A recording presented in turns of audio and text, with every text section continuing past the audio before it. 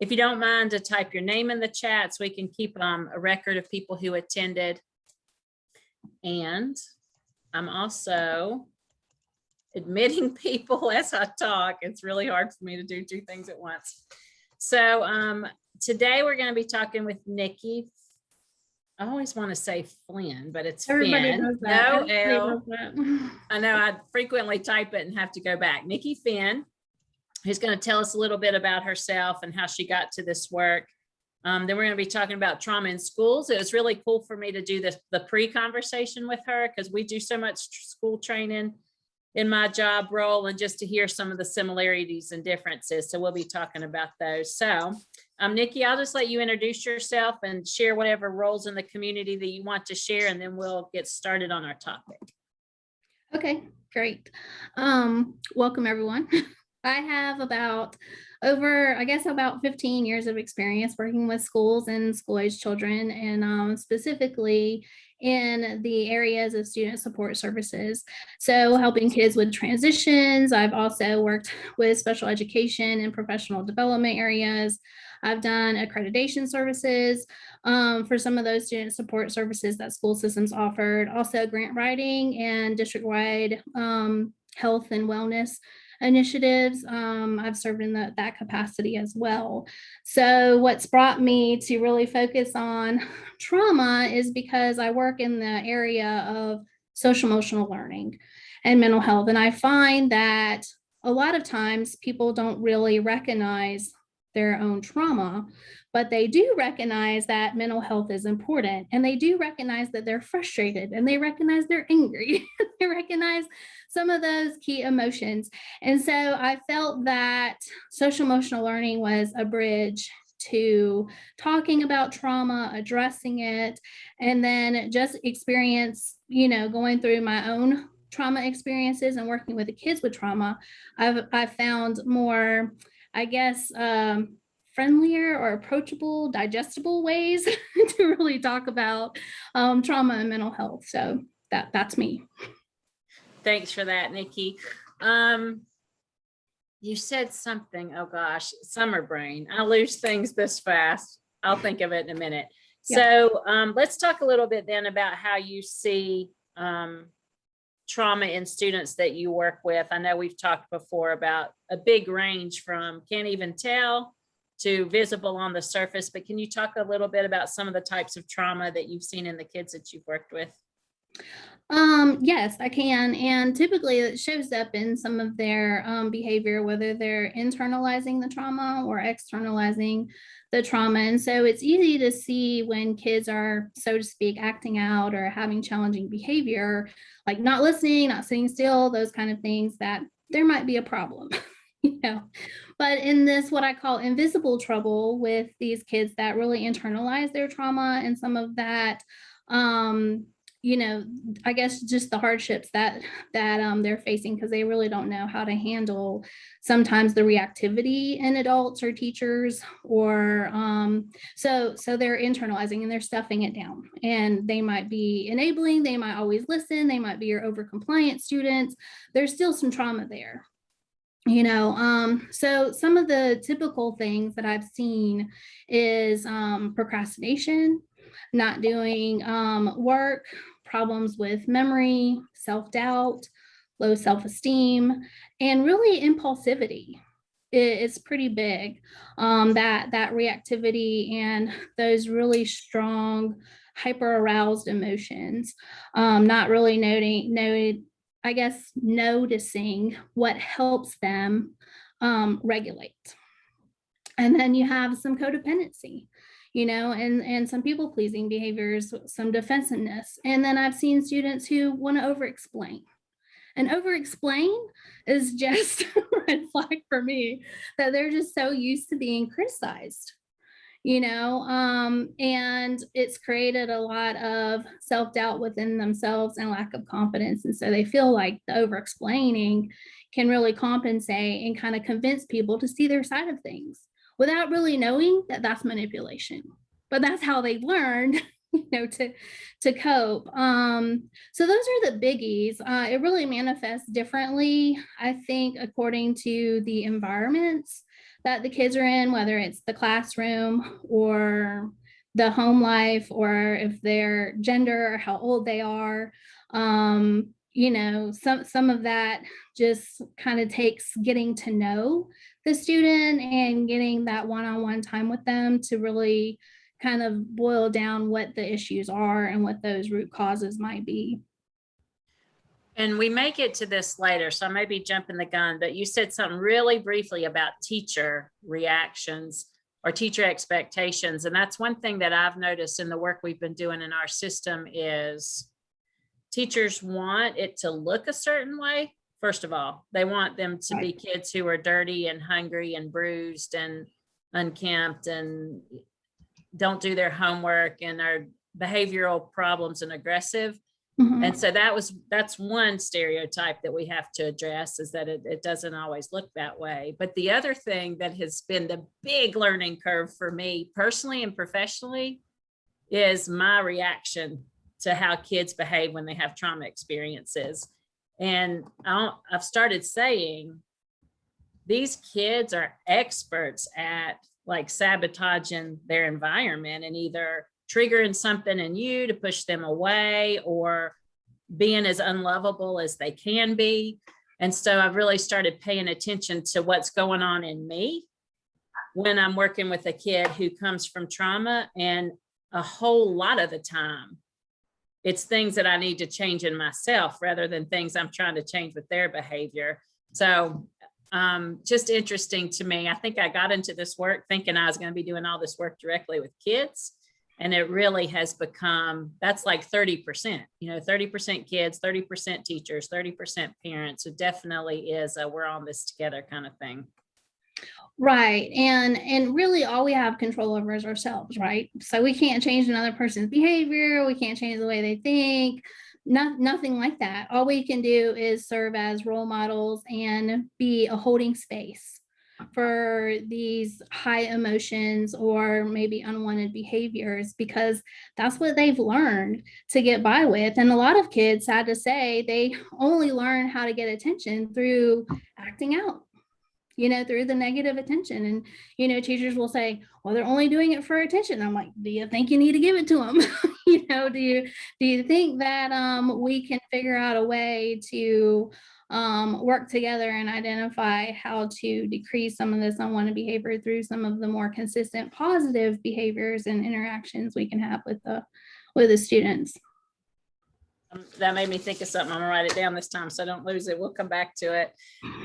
So common theme, trauma comes in all forms, affects us in all different ways, has all kinds of different impacts, looks like all different kinds of things.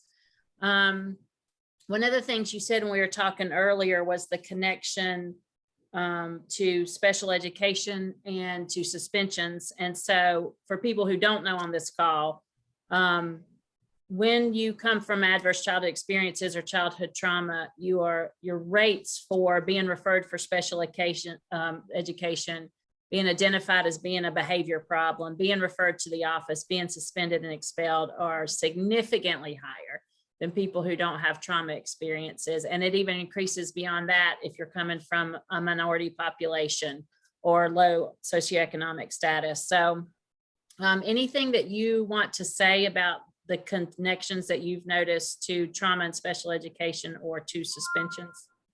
Sure. I can say that there are similarities in how PTSD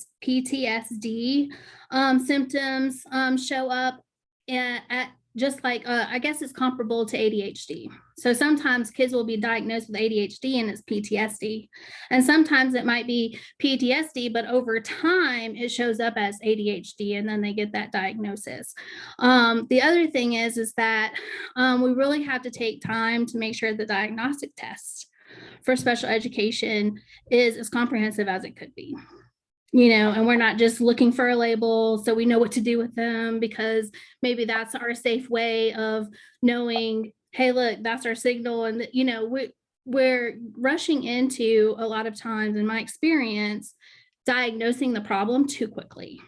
We have to give time to make sure we're being comprehensive and robust and make sure that it's not either a misdiagnosis or that we've identified some more root causes.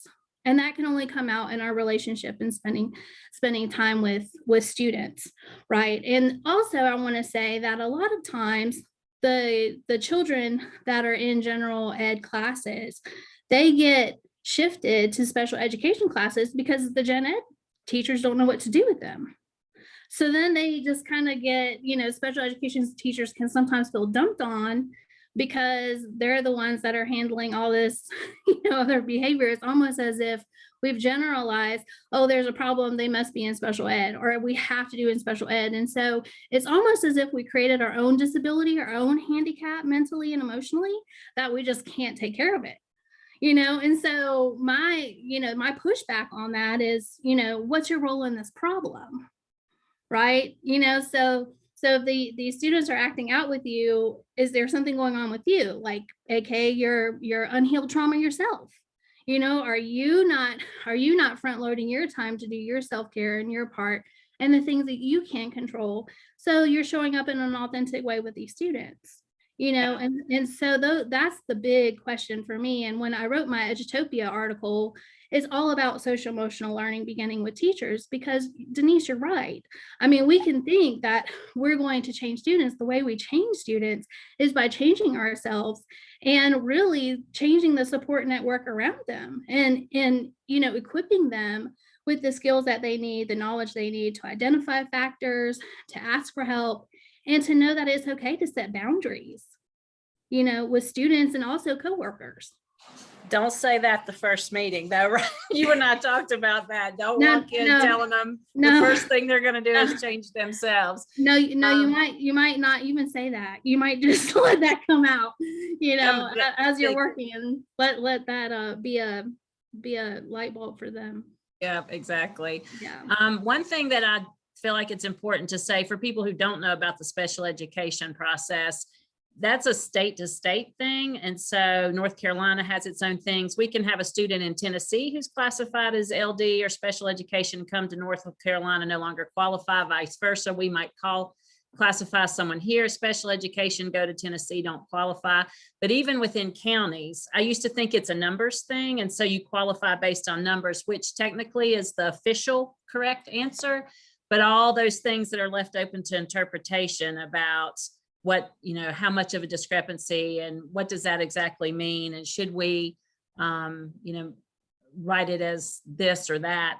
All of those things that can be variables mean things are done differently county to county. So you might have a student who has these diagnoses or these behaviors, and in Watauga County, they may qualify for certain things or be labeled certain things. And then you go down east and that's not necessarily the case. Do you agree with that, Nikki? Yeah, and I think that's why it's important. I mean, they do the reevaluations on the IEPs every few years, but I also think it's important to get second opinions on those. As throughout, it's not just, and every 3 years, there's a lot that can happen to a student's life in 3 years. Right. So what about that gap? Yeah, exactly. So we talked a little about how we see trauma, special education suspension. Let's talk a little bit about the things that you do, activities and interventions that help students with a trauma history build their resilience. Sure. Most of it is identifying, the child's needs. And so what I've done with students is work with them enough, whether it's homework or assignments or whatever it is, to identify what they need. And I guess in the terms of accommodations, to get the work done, because there's some social emotional learning stuff that needs to happen before these kids get their work done, especially with the kids that are repeatedly not turning in their work. Most of the times it's because the sheet of paper is too big and it's overwhelming for them to look at all this information on one sheet of paper. And so I spend time like cutting it up, making monster multiplication tables, just saying 2 or 3, in the car, and then 2 or 3 this, and then, and just dividing it up so it's not so overwhelming, for them.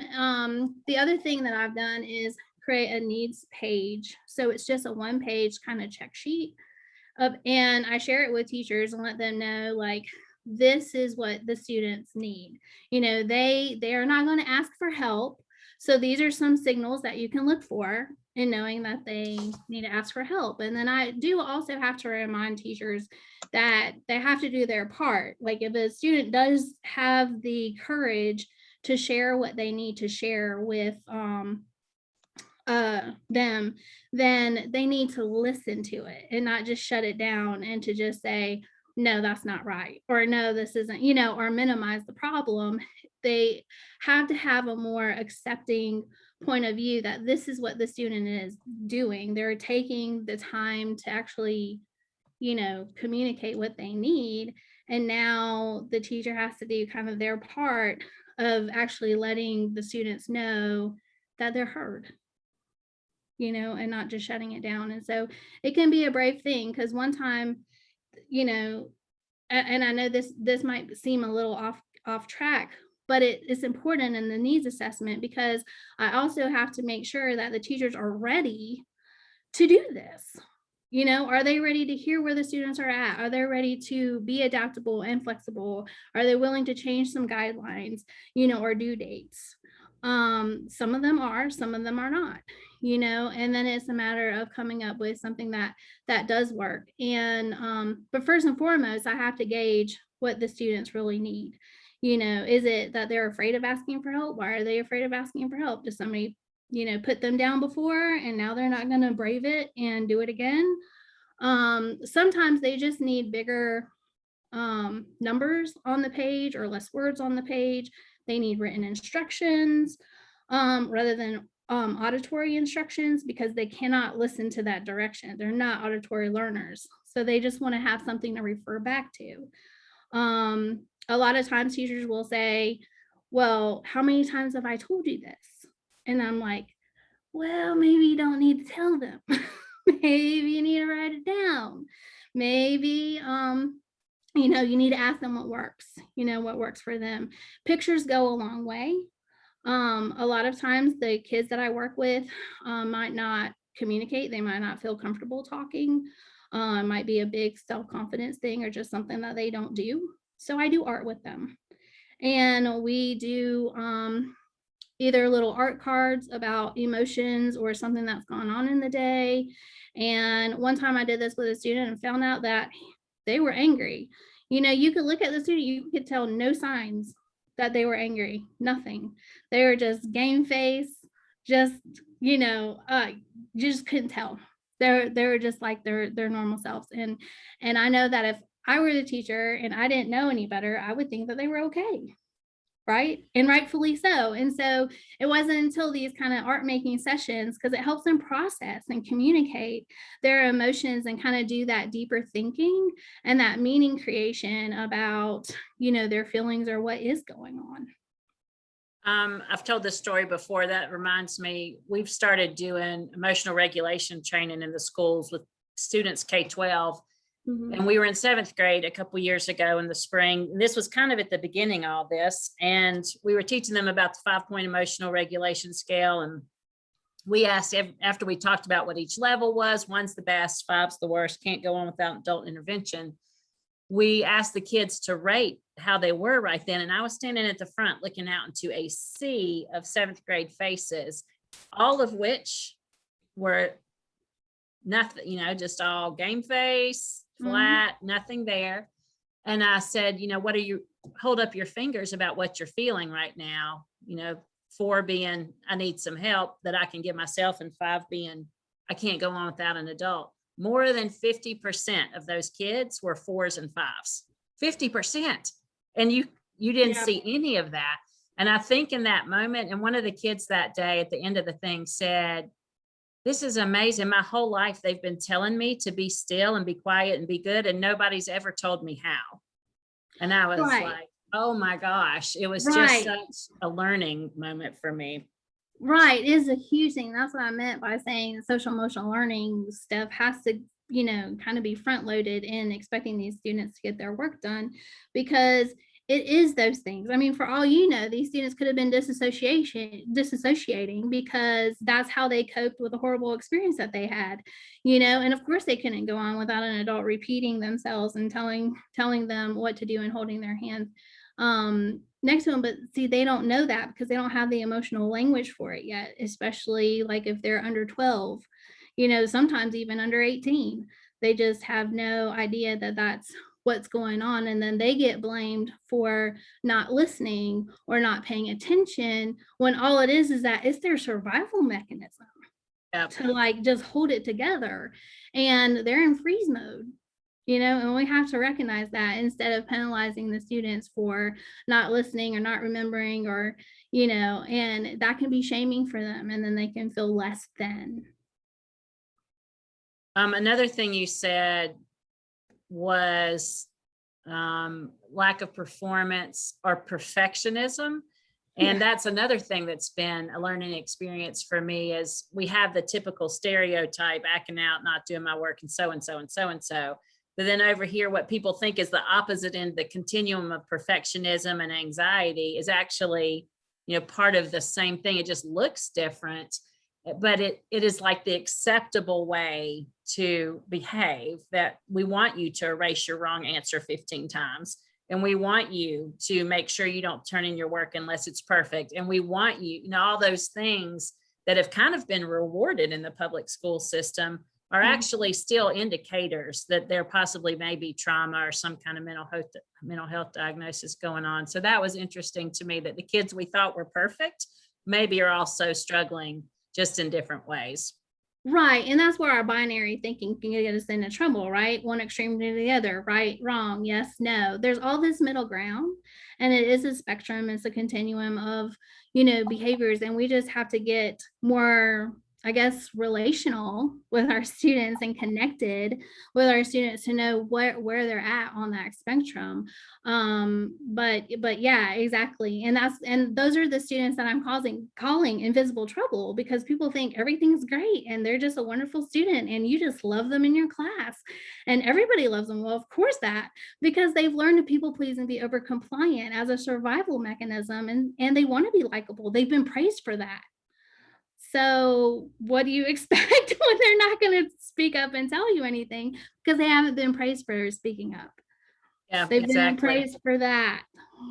The other thing you said that it resonated with me was when you said, just tell them to come ask me for help, whether that's a teacher or a parent or whatever that role that adult occupies. I can't tell you how many times I've heard, just tell them to come ask me for help. But when you come from trauma, that's not modeled for you, asking for help. Mm-hmm. Like, help may not even be available to you, much less how to ask for it in a way that you then get your needs met.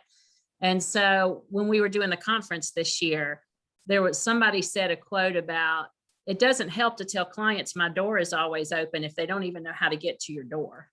Same concept. Well, right. And then too, those kids that have chanced it and taken the risk to ask somebody for help, and then they've just been psychologically reassaulted because somebody is the wrong time for somebody, or a teacher's been frustrated and they don't know what to do with their self-care. And so they've just not been mindful of the student, what it takes for that student to actually get to the door. Like you said, it's about filling in the blanks for students. It's not just about turning your homework. It's how is a professional way to turn in homework. I mean, I work with high schoolers who want jobs, and they're like, Nikki, did you phone call for us? I'm like, I'm not doing that. It's your job. Yeah, I've got my I've got my stuff, in gear. And so if you want it, there's a level of commitment here, and so even sometimes it's a matter of teaching 18-year-olds how to go back and do that executive planning. But that's also a trauma sign, those kids that don't know how to do the executive functioning skills, like planning, organizing, knowing how much time something is going to take. So that's something to be wary of. I said there's variety with how systems categorize special education. There's also variety in how trauma-informed school systems are, which you know this, I'm really telling this to the audience if we haven't already thought of this point. And I'm thinking of us in Watauga County, we've only been doing trauma-informed activities for about 5 years now. And before that, I'd never even heard of it. And I know that there's counties around us, again, the continuum of never have heard of it, totally have no idea what you're talking about, to trauma-informed, trauma-aware, trauma-active, those kinds of things.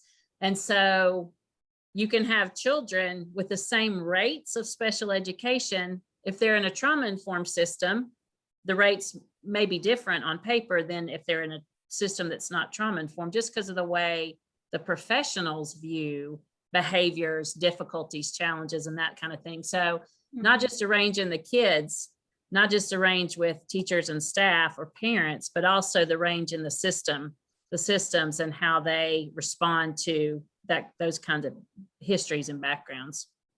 Right. And that's part of the environment, right? Part of that culture, and it has everything to do with individual behavior.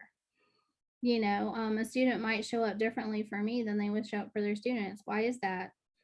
It must be because of some sort of something in the environment that I'm doing, or something that I'm doing that their teacher isn't doing, and they could do, and so sometimes what we look at is, well, this student behaves not good for me, not good for me, not good for me, but good for this person. And instead of asking what is good for this person, they just want to sit there and say, well, no, majority rules. This is really how the student is. And then mislabel them, rather than going back and understanding what they need to correct. Because a lot of times adults think that they're not the ones that need to change. It's the students that need to change. And that's very misleading. And that's starting off on the wrong foot when you're looking at relationships with students.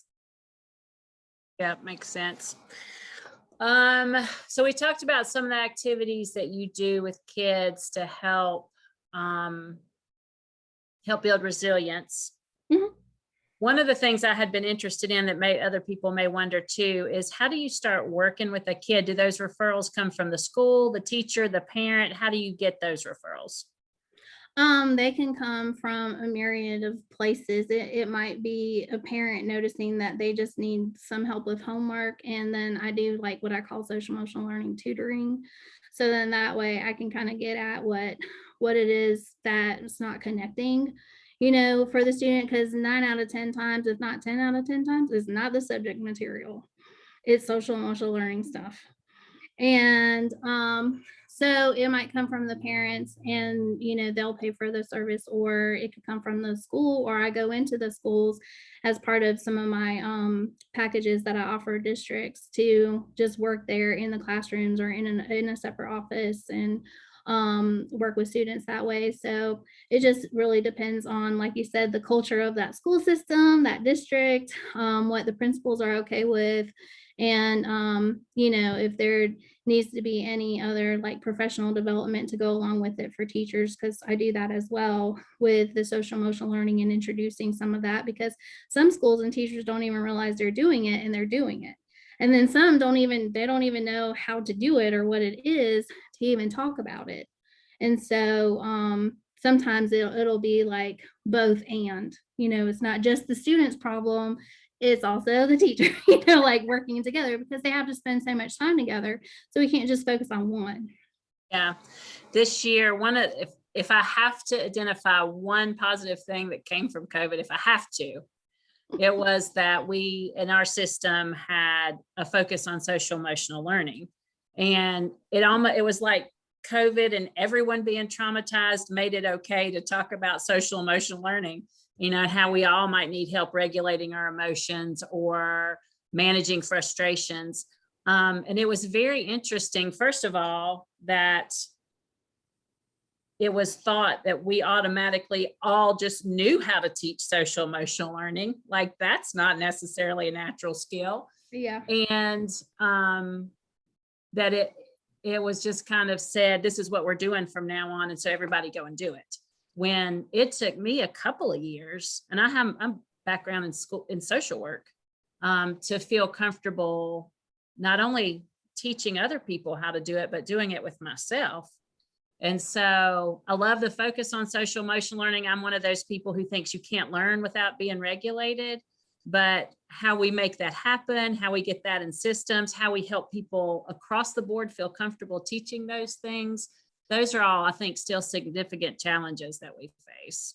Well, right. And I mean, I think that is a valid point too, because, we may have all known, or I knew for sure that there was social emotional learning and mental health matters before COVID, but really problems really came to the surface and people had no choice but to really realize it in some areas, just because, I mean, it's just been a breakdown: parent communication, parent teacher communication, teacher student communication, schedule changes, all of this stuff that has happened and flying by the seat of our pants, and this adaptability that, all kind of contributed to the problem, right? And so that's the thing, is that a lot of times people don't want to address things until they're problems, 'cause problems are, they're high alert, we need to do something. And they're not looking at that preconditioning and front loading that time to spend doing the preventative work to keep the problems from happening, and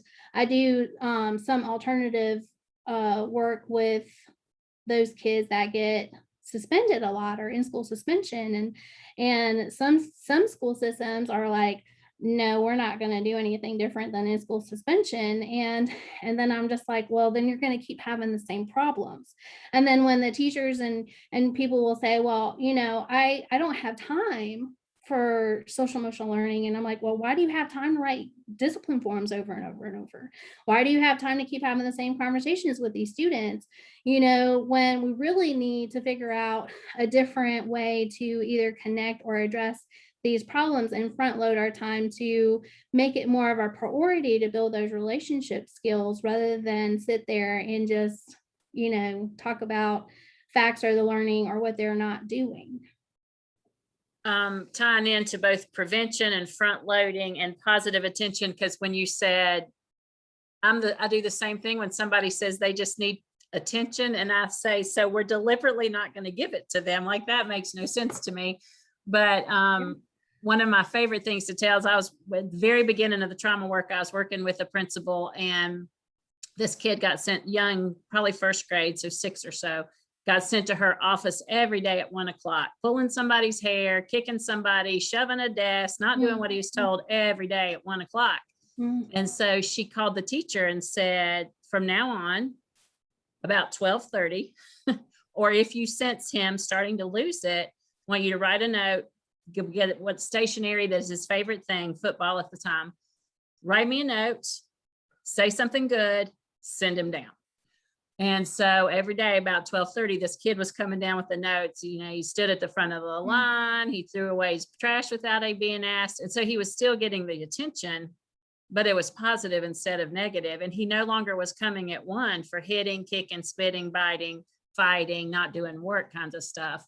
And so, but that was kind of like a foreign concept at the time, that we're going to do some preventative, positive things to try to not only keep him out of her office for misbehavior, but even kind of change his identity of who he was. I just thought that was the coolest thing.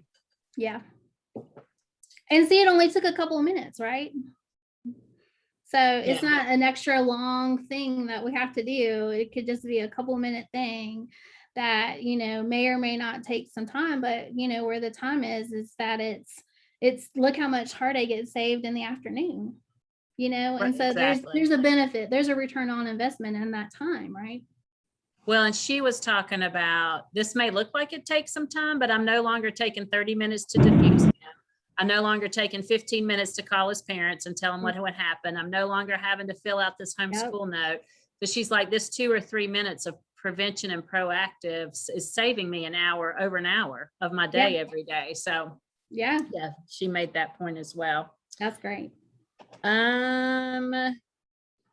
Okay, so let's talk a little bit about wellness and how you promote wellness in yourself.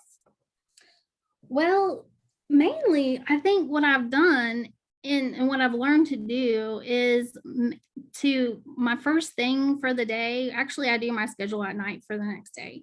So then that way I'm not rushing around and I know where my priorities are. But the biggest shift has been Making sure self-care is on there first, and then scheduling everything around it. And then the second thing that I do is I prioritize my time, and I try to do time chunks, like if I can just do something for, this for 20 minutes or this for 20 minutes, then it'll help, I guess, set the course for some of my day, and not make those longer, I don't know, more unenjoyable things like just not get done, so I'm trying to address my own procrastination that way. Setting boundaries. And then I think the biggest thing that we can do for self-care, and I know a lot of times people think about water, nutrition, health, exercise, those kind of things. And yes, those are important. But the biggest thing that I think goes unnoticed for self-care is asking for help. I think a lot of times people just want to take the responsibility for everything on their shoulders and not ask for help, or they don't think that they can ask for help, or they think it's weak to ask for help. And so really it's about reframing how we view asking for help, that it is not a weakness and that we can ask for help. But in order to do that, just like with those students not knowing how to come to the door, we have to recognize what we need. So I do take time to be reflective every single day and after every single situation possible, to make sure I've known, I know to ask for what I need, and I can determine what I need.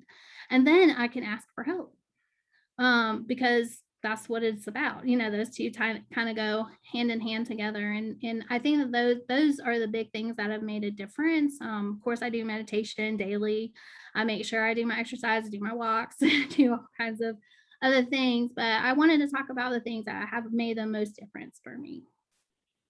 One of the things that asking for help has been a theme on these Wednesday conversations. And like I said a few minutes ago, when you come from an environment where help wasn't even available, you don't know how to ask for help. Right. And so learning how to do that and when it's safe. And the other thing is then when you ask for it and it's not there, it doesn't come, then at least I learned, you just don't bother to ask for it. You do everything yourself, and you can probably do it better than anybody else can anyway, right?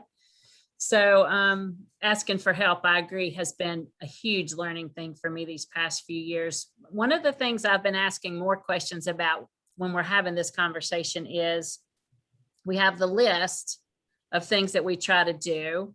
Hold on one second. And I'm going to read you a chat thing in just a second. But I have become really interested in how people know when they need to do something on the list. So what are your signals to yourself? How do you recognize in yourself that you need to do something on the list, or that you're starting to get depleted, or that you need to do something for yourself? What are your signs or signals or triggers? They're always from my body. I don't know if you've read things about, or the book, The Body Keeps a Score. But so much of life, whether it's been through education or work or whatever, has been using our minds and not paying attention to our bodies. And so I get somatic signals from my body when something is not okay inside of me. And typically those are in my stomach. They might be different for other people. And sometimes people get headaches when they're just too much in their head, those kind of things. But those signals are real. And when I feel something like I might be hurried, or I might be something, I really need to pause. And I have to prioritize that pause in order to know the next right best thing. Because it's not about how do I fix this forever? That's too overwhelming. It's just about what can I do in this moment that is going to get me to the next moment. And really, I've learned so much just from being able to slow down. And that's why self-care is like the number one thing I put on my schedule, and making sure I have those transition times between meetings or whatever it could be. Because if I don't, something's not going to go right, and I'm going to have to end up putting out another fire. And I don't want to spend my time that way. I'd rather spend my time front loading and doing my self-care. So I can only really know those things when I pause. Sometimes it's just a couple of minutes and be like, oh yeah, I remember this. Or sometimes it's like, I really need to delay this meeting for a few minutes so I can get myself together, Yep. but it's always from my body. Okay, thanks. So the comment in the chat was, Nikki, it seems like you may have more freedom to speak some truths that might be difficult for school staff to hear, or that an employee of the system might hesitate to say. Do you feel like that's true? And that they're very excited to hear what you're doing? Even though we have teachers in our school system locally who are supported, sometimes they feel like they're walking on eggshells when they have a conflict with someone in power within the system. Yep. I've been in those situations. I identify with those very well. And it's not this conversation is the place. This is the time to say these things. I would never go in and just talk to these teachers this way.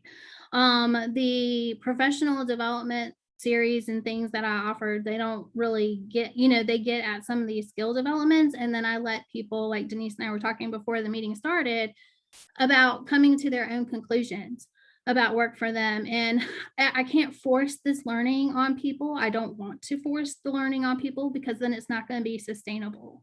I'm not looking for, have they changed today? I want, my goal is to get them at sustainable changes that are actually going to work for them. It's not about, can I get through this year? It's about, can you get through all of your work career?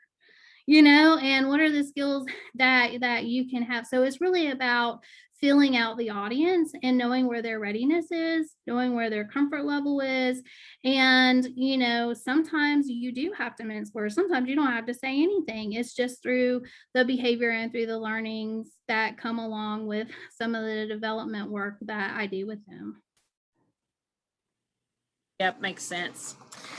And if you have a comment or a question for Nikki, you're welcome to put it in the chat. If it's a question, I can ask her now. Comments that you want me to share with her, I'm going to copy and paste and send to her an email so she has time to look at them when she can give them the attention that they deserve. So if you'd like to say something, you're welcome to do that, and I'll pass that on. Let's see, Nikki, what have we not talked about? Is there anything else that you want to share with us that I haven't asked you about? I don't know. I have a few things for when we talked go before. for it. Go ahead. One of the things that you said when we talked previously that I wrote down was that there's a bit of a culture shock when you start introducing these new concepts into a system. A little bit of what's happening here. This is so foreign to my belief or values. Now, not again, a continuum from teachers who believe these things naturally. And so they hear, this is how I was. I heard the concepts of trauma and how it impacts learning and brains. And I was like, how come I didn't know that just walking around osmosis from the air? Then you have people who are like, that's a load of crap. They don't learn because they don't want to learn, and everything in between. But even for those of us who may be willing to get to those concepts eventually, you talked about the culture shock. Can you say a little bit about that? Sure. I can say that sometimes people don't know what they're asking for when they want professional development or when they want to change things in the classroom. I don't know if they're always understanding the level of commitment that is required. Before I go and work with any school system or anything, I let them know up front, there's a level of commitment from you. Because if it's not going to work unless you're going to get if I'm going to get some level of commitment from you. And this is what's going to require. So what are you really, wanting to do here? Where are you willing to start? And so sometimes it's just about starting in a small way. And it might seem small to us, but it's big to them, right? Because of the meaning they attach to it, of their experience with it, of their comfort level with it, whatever it is. And so really, I have to be very learner and school centric, and centered. And I think that's how I operate. I really am if I had to describe my services and the work that I do, it would be very agile. Just because it is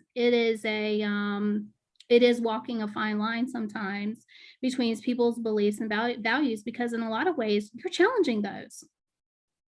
So you have to do it with their readiness and take the lead. Not everybody is going to be able to like have this discussion, and if I'm not considerate of that, well, we're not going to have a very successful relationship or even a positive work environment, so Yep, makes sense. yeah. Another thing that we talked about was we were talking about when you work with kids and when teachers are willing to send kids for services, and you said trauma does not fit between 10 and 11 a.m. So can you tell me a little bit more about that? Yeah, typically I'm that person that walks into the classroom and the teachers don't know what to do with the student, and they're like, can you please do something with them? And I'm like, yeah, sure. We'll do something. But and then because it's like that, like trauma doesn't fit neatly into this time frame. And then in another circumstance, the teacher said, well, if they really have a problem, then they need to come and see you between this 10 and 11 time frame. And I'm just, because what I learned when I did some diagnosing of where that was coming from, because it happened to be the same teacher, it was because a lot of the kids were wanting out of their class. And then they were like either threatened or they didn't really understand what was going on. And I had to consider that. Now, I could have taken it personally, but if I did, that would have just contributed to the problem.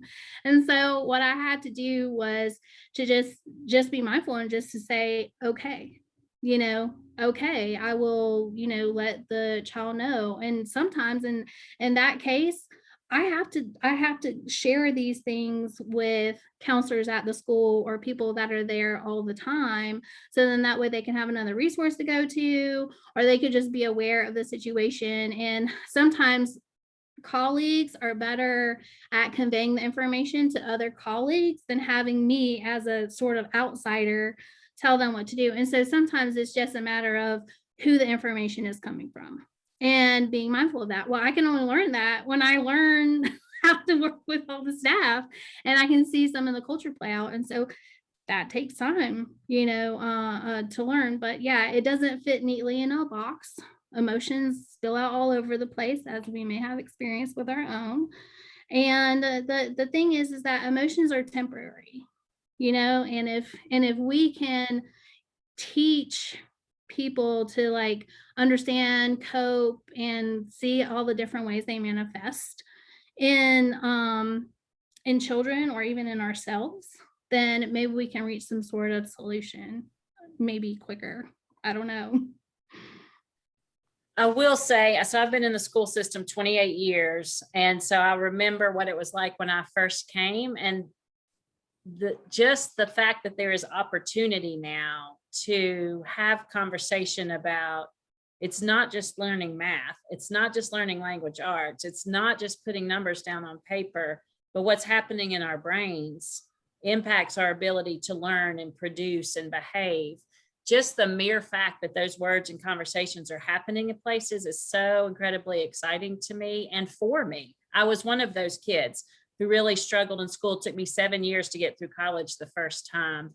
And so even my own knowledge that what had happened in my brain made that difficult for me was just the most freeing and liberating and empowering to be able to say to kids, we can help you do things with your brain that might make this easier for you.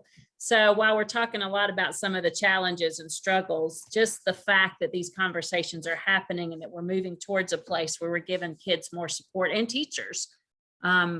Teachers say to me, I don't know how you're a social worker. And I say, I don't know how you're a teacher, because that has to be the most difficult job on the face of the planet.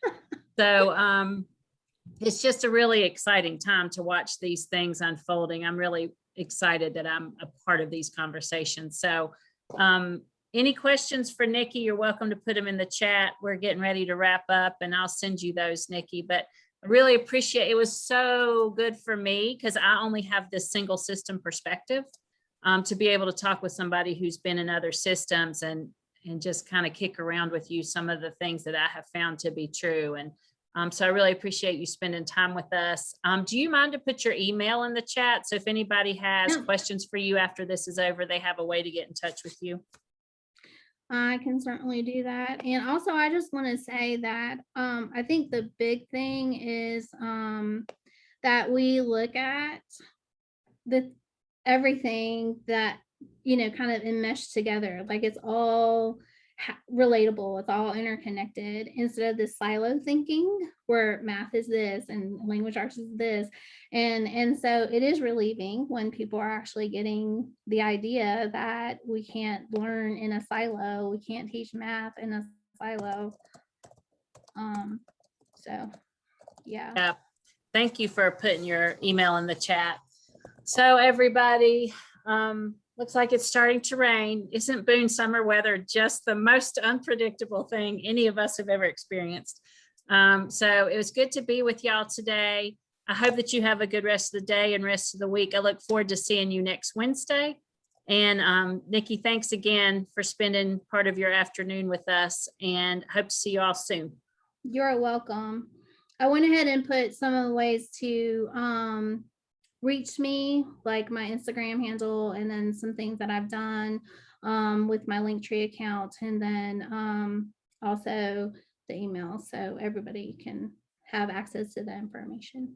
Perfect. I'll leave that a minute in case somebody wants to copy and paste it somewhere. And I'll send you a follow-up email. Thanks again. Yeah, you guys take care. Have a good day. Get All that right, self-care everybody. in. See you next week.